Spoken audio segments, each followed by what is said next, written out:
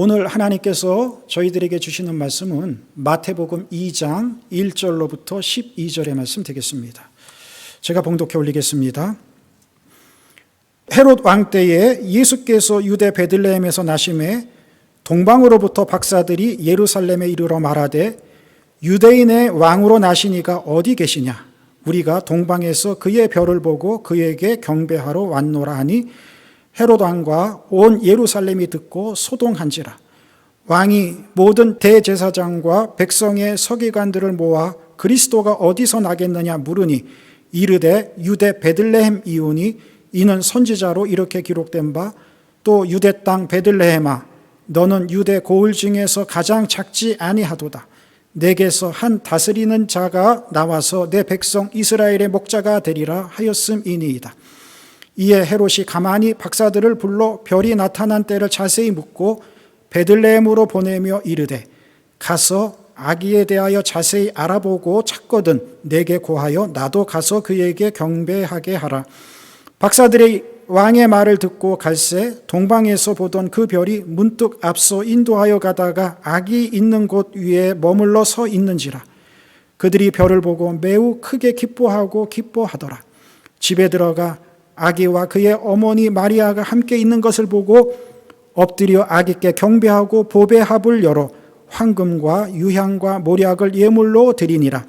그들은 꿈에 헤롯에게로 돌아가지 말라 지시함을 받아 다른 길로 고국에 돌아가니라. 아멘.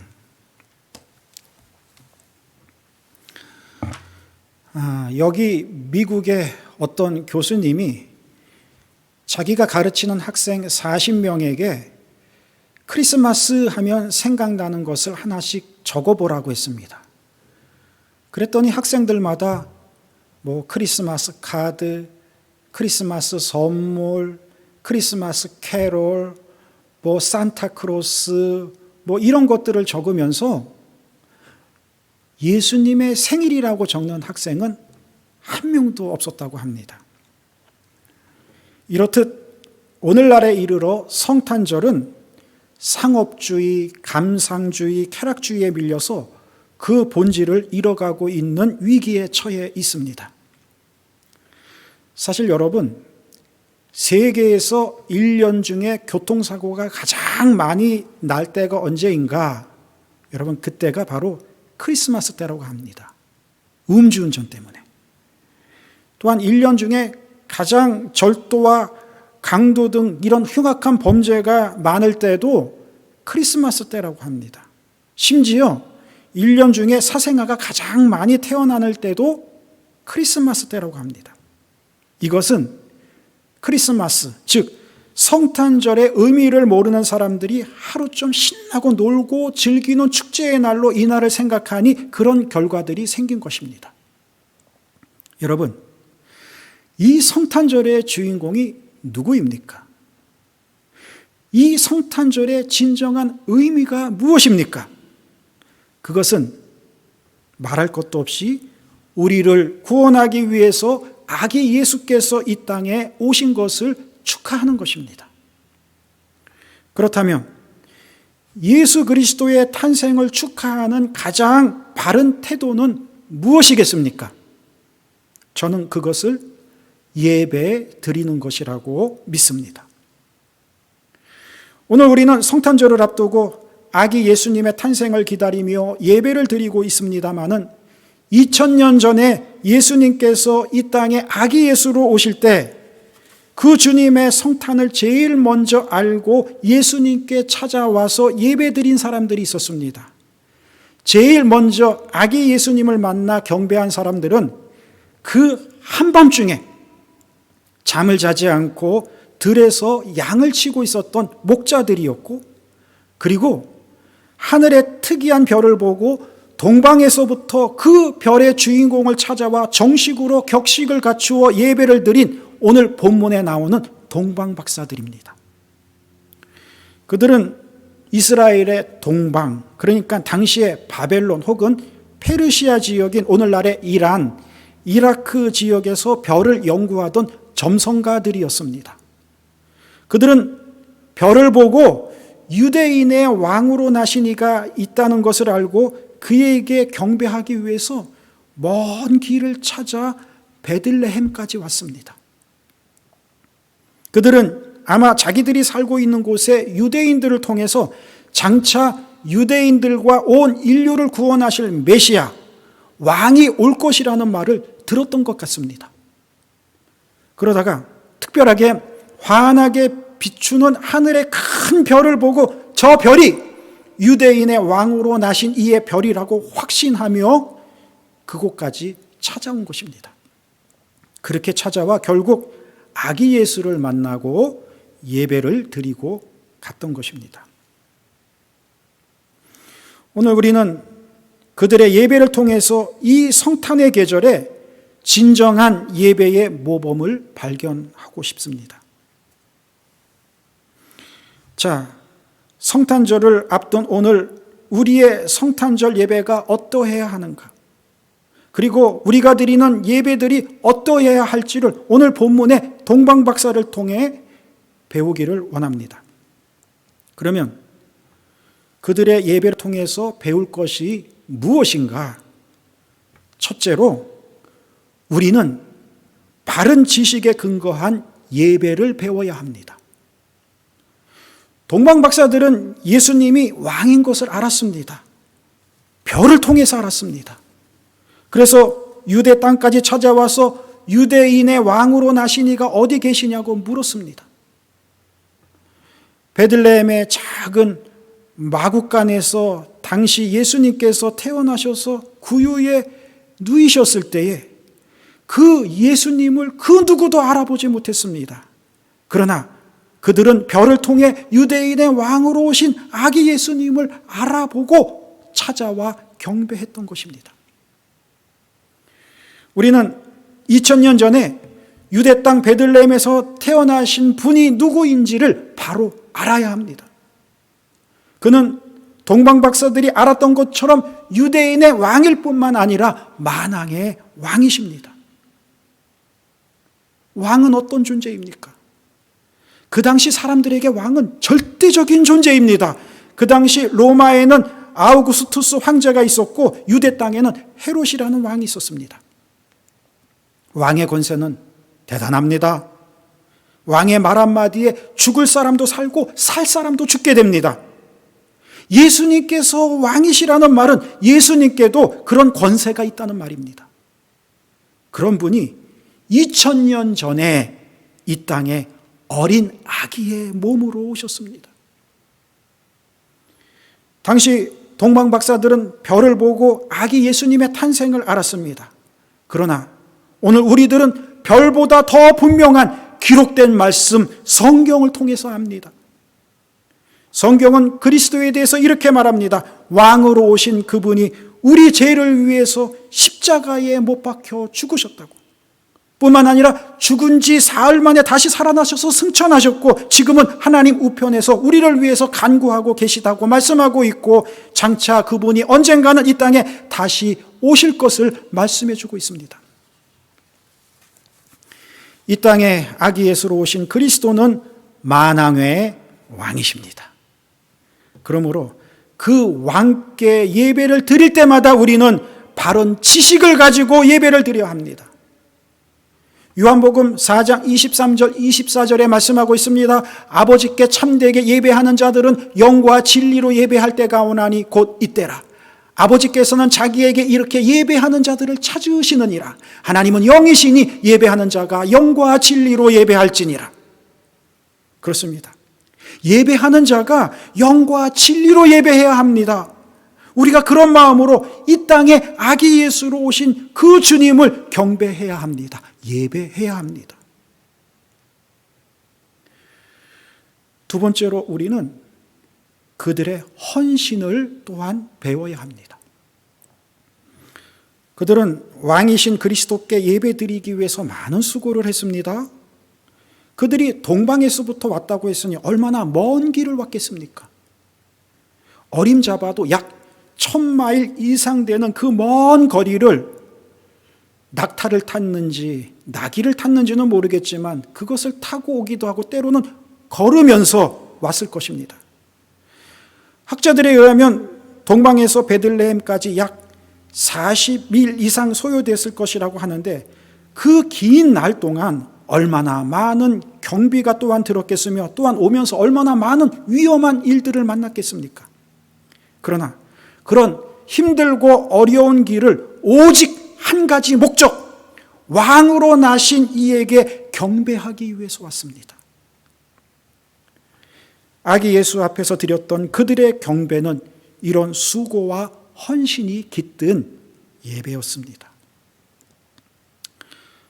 오늘 우리도 왕으로 오신 아기 예수님을 경배하기 위해서 이런 헌신이 있어야 합니다.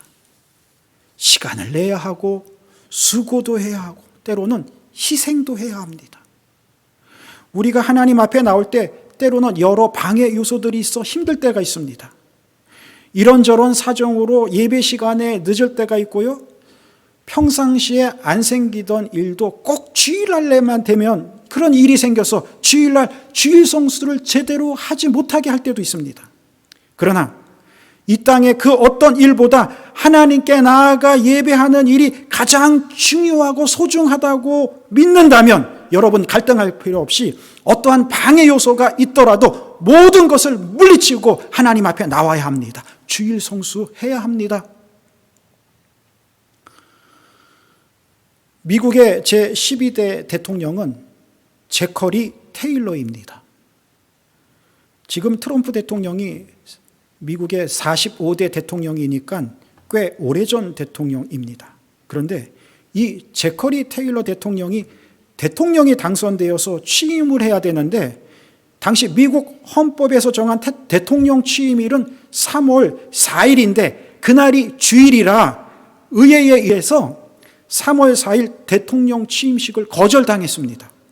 이유는 주일날이면 모든 사람들이 각자 교회에 나가서 주일을 지켜야 하는데, 만약에 주일날 취임식을 하게 되면은 행사 준비 요원이라든가 대통령 취임식에 참석해야 하는 정부 요인, 외교사절단, 또 공무원 등등이 각자 자기 교회에 가서 주일을 지키지 못하는 그런 문제가 생기기 때문입니다. 그래서 의회는 주일날 대통령 취임을 거부하고 대신 당시 상원 의장인 애치슨에게 24시간 동안 대통령 임무를 대신하게 하고 다음 날인 월요일에 대통령 취임식을 했다고 합니다. 미국 국민들에게 있어 대통령 취임은 주일 성수보다 우선할 수 없었던 것입니다. 여기에 미국의 위대함이 있습니다. 그 위대함이 오늘날 이 미국을 전 세계에서 가장 강력한 나라로 하나님이 만들어 주신 것입니다. 그러므로 우리도 주일날 주일 성수해야 하는 이 일을 우리 삶에서 가장 중요한 일로 여기며 살아가야 할 것입니다. 그렇게 할 수 있는 여러분 다 되시기를 주의 이름으로 축원합니다. 다음 세 번째로 우리는 동방 박사들의 예물을 드리는 마음을 배워야 합니다. 오늘 본문에 보면 그들이 자기들의 보배합을 열어서 황금과 유향과 모략을 예물로 드렸습니다. 당시 황금과 유향과 모략은 값비싼 귀중품들이었습니다. 이는 왕과 같은 귀한 분에게 합당한 예물입니다. 그런 귀중품들을 아기 예수께 정성껏 예물로 드렸다는 것은 그들의 예배가 정말 진정이었다는 것을 나타내는 것입니다. 우리도 예수님께 진정으로 예배 드리기를 원한다면 이런 마음의 표현이 있어야 합니다. 우리가 예배 때마다 하나님께 드리는 헌금은 성도의 의무이며 그 드림은 축복의 통로입니다. 우리가 하나님께 드리는 드림 없이 기도 응답을 바라고 축복을 바라면 그것은 잘못된 것이죠. 하나님께 드리는 헌금을 주고받는 조건적 거래가 아니라 우리가 받은 은혜에 감사해서 드려야 하는 성도의 의무인 것입니다. 그 의무를 다하면 하나님은 더 큰 은혜로 갚아주시는 것입니다. 하나님 앞에 드리는 예물에 인색하지 아니한 우리들이 되어야 할 줄 믿습니다. 그리고 네 번째 마지막으로 우리는 동방 박사들에게서 순종을 또한 배워야 합니다. 오늘 본문 12절에 보면은 그들은 꿈에 헤로데게로 돌아가지 말라 지시함을 받아 다른 길로 고국에 돌아가니라 이렇게 기록하고 있습니다. 동방 박사들이 처음에 예루살렘에 왔을 때 그 별의 주인공이 당연히 왕궁에서 날 줄 알고 당시 유대의 왕인 헤롯을 찾아갔는데 그 왕이 예루살렘이 아니라 베들레헴에서 나실 것이라는 예언의 말씀을 듣고 베들레헴으로 다시 길을 떠날 때 헤롯이 동방 박사들에게 말하기를 가서 찾거든 와서 자기에게도 알려달라고, 자기도 가서 경배하겠다고 합니다. 헤롯의 이 말은 헤롯이 진짜로 경배하려고 한 것이 아니라 그 아기가 태어난 것을 알면 죽이려고 한 말입니다. 그랬는데 동방 박사들이 아기 예수를 발견하고 경배를 하고 돌아가려고 할 때 꿈에서 헤롯에게로 돌아가지 말고 다른 길로 가라고 지시함을 받습니다. 하나님이 그들을 꿈에서 지시하신 것입니다. 그랬을 때 그들은 영문을 알지 못했을 것입니다. 왕에게도 알렸어. 그도 경배하도록 했으면 좋겠는데 그냥 다른 길로 가라고 하는 것인데 이때 동방 박사들은 그 말씀에 순종했습니다. 헤롯의 말을 듣지 않고 하나님의 말씀에 순종하여 아기 예수가 헤롯의 손에 죽지 않게 되었던 것입니다. 예배란 이렇게 순종으로 이루어져야 합니다. 우리가 아무리 왕이신 예수님께 예물을 드려 경배한다고 해도 하나님 말씀에 순종하지 않으면 소용이 없습니다. 그래서 사무엘 선지자가 순종이 제사보다 낫고 듣는 것이 수양의 기름을 드리는 것보다 낫다고 했던 것입니다. 지금은 팬데믹 시대라 우리가 대면 예배를 드릴 수가 없어 이렇게 영상 예배를 드리고 있습니다마는 우리는 어떤 형태이든지 살아있는 예배를 드려야 합니다. 제가 몇 달 동안 이 영상 예배를 드리면서 느끼는 것이 여러분 이 순간에도 여러분 각자 처소에서 핸드폰이나 혹은 컴퓨터로 연결해서 어떤 분은 핸드폰을 잘 사용하시는 분은 핸드폰의 스마트 뷰 기능을 통해서 각자 집에 있는 TV랑 연결해서 TV의 큰 화면으로 이 예배를 드리시는 분들이 있는데요. 그런데 이 예배를 드리는데 우리의 복장도 평상시 대면 예배 때 교회에 나올 때 그 갖추는 그런 복장은 아니더라도 각자 집에서 하나님 앞에서 예배 드리는 시간이기에 복장도 어느 정도 잘 갖추고 예배 드리셔야 합니다. 그냥 자다 일어난 얼굴과 자다 일어난 모습으로 예배 드리면 안 됩니다. 또 예배를 드리면서 찬송할 때에는 함께 찬송도 하고 통성 기도할 때는 함께 소리내어서 기도하면서 대면 예배를 드릴 때처럼 이 예배에 동참해야 되는데 이게 예배에 동참하는 게 아니라 제가 인도하는 예배를 시청하듯이 보시는 분들은 혹시 계시지 않는지요? 이 영상 예배의 위험이 여기에 있습니다.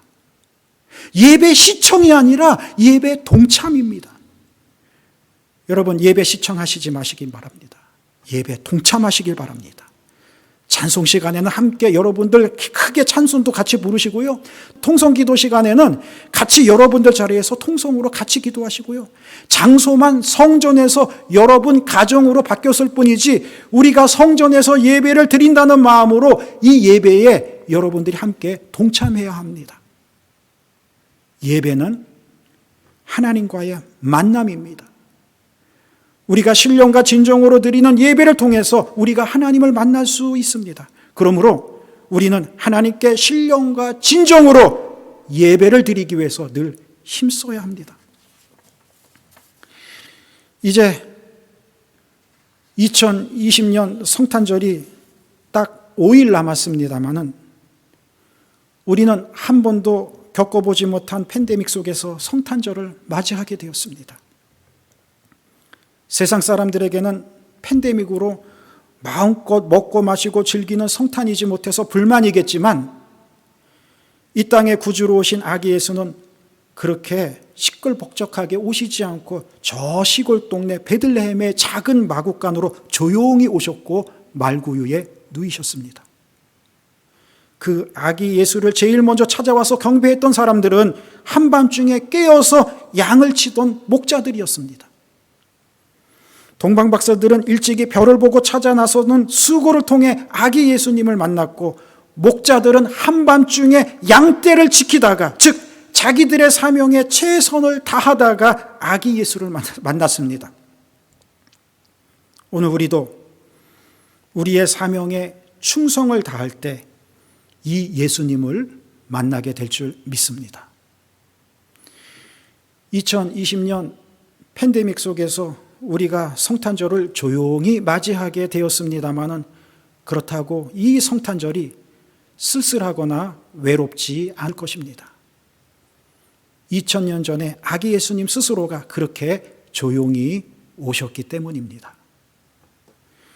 2020년 팬데믹 속의 크리스마스이기에 산타도 마스크를 쓰고 아기 예수님도 마스크를 쓰고 그 위에 놓이는 모습의 크리스마스 카드가 만들어질 수밖에 없는 성탄절이지만, 이제 맞이하게 될 이 조용한 성탄절에 하나님의 은혜가 여러분들 가정에 충만하시기를 주의 이름으로 축원합니다. 기도하겠습니다.